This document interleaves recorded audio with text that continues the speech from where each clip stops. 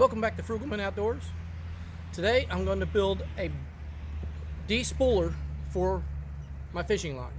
Now I bought it in a very large quantity. Not everybody buys it in a large spool like this, but for me to keep this large spool from getting messed up and tossed around the shop or around my little tackle shop, I'm going to put it inside of a bucket. Now what I want to do is I'm going to put it in the bucket to where it'll be inside there and unspool it. So what I'm going to do is I'm going to take a piece of PVC pipe, I'm going to put it through the bucket. After that, I'm going to take a couple clips on the ends to hold on the ends where the pipe doesn't go in or out. And on the inside of the bucket is going to be my spool. Now I want to keep it up off the bottom so where it's not dragging on the bottom of the bucket or on the sides.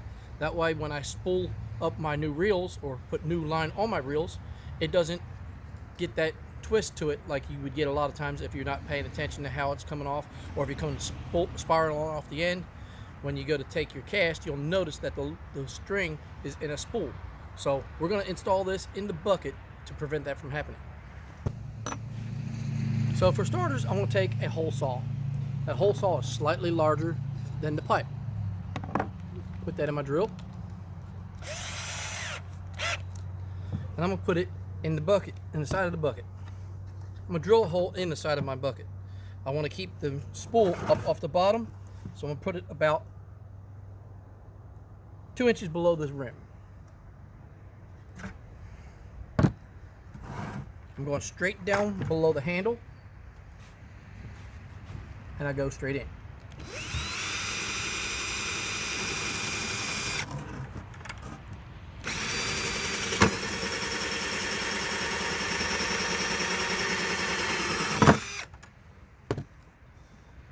Next, I'm going to take my pipe and my spool.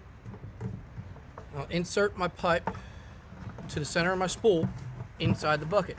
And then I'm going to go all the way across and make sure that I center it to where the spool is not dragging on the bucket.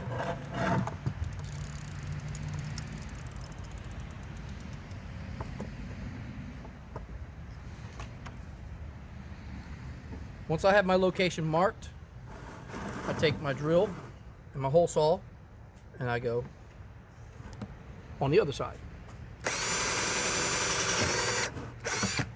Make sure you remember to take the slug from the last hole out before you start drilling.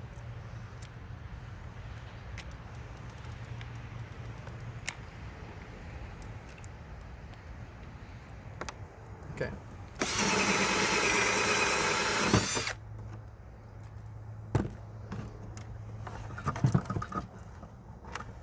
And now we have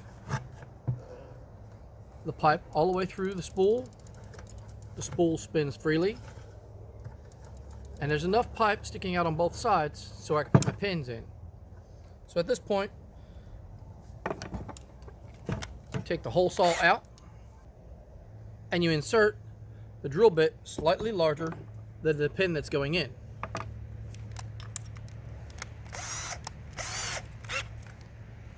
You want to make sure you drill straight through the middle of the pipe.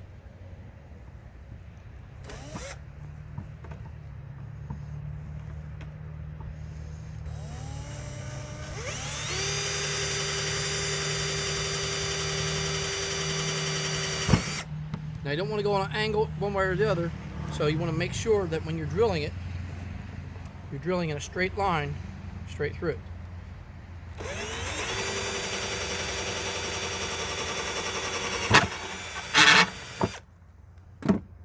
And you take your pin and insert it. Now you don't have to have these fancy pins. You could use an old nut and bolt that's laying around, or a screw, put small holes and run the screw through, but I like to use the pins. That way I can remove them easily if I want to. Then turn it around and do the same to the other side.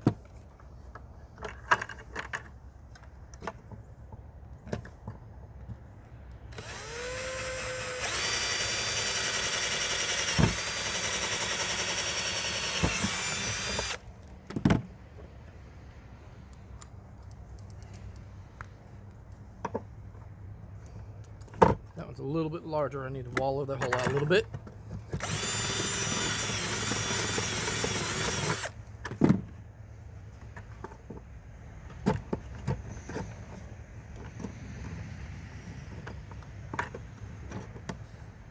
Now you can pick these pins up at Harbor Freight or Tractor Supply.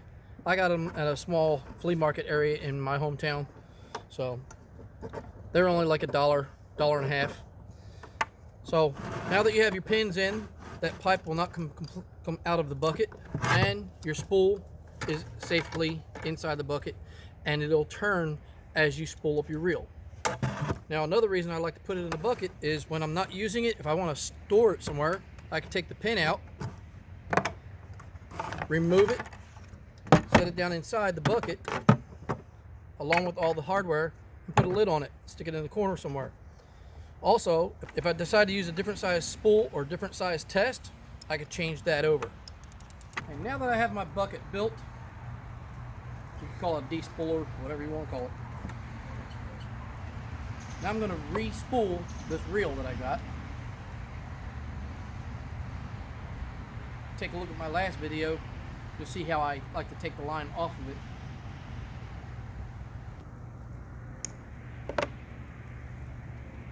Now you take your line, run it on your reel, tie it on whatever preferred knot you like to use.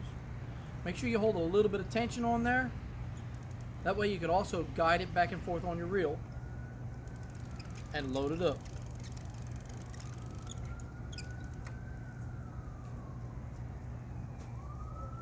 Hold it straight above the bucket, and I just go reel it in until I fill my reel up.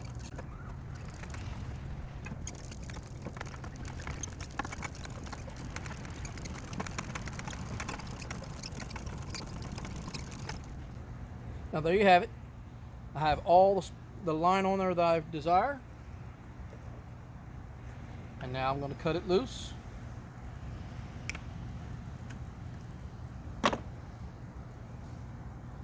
From there, I'm going to feed it through this eye here so it doesn't spool out until I can get a rubber band. I like to hold my string straight on my spools, on my reels, sorry, with a rubber band, but I don't have one handy. So I'll tie it off to the eye right there.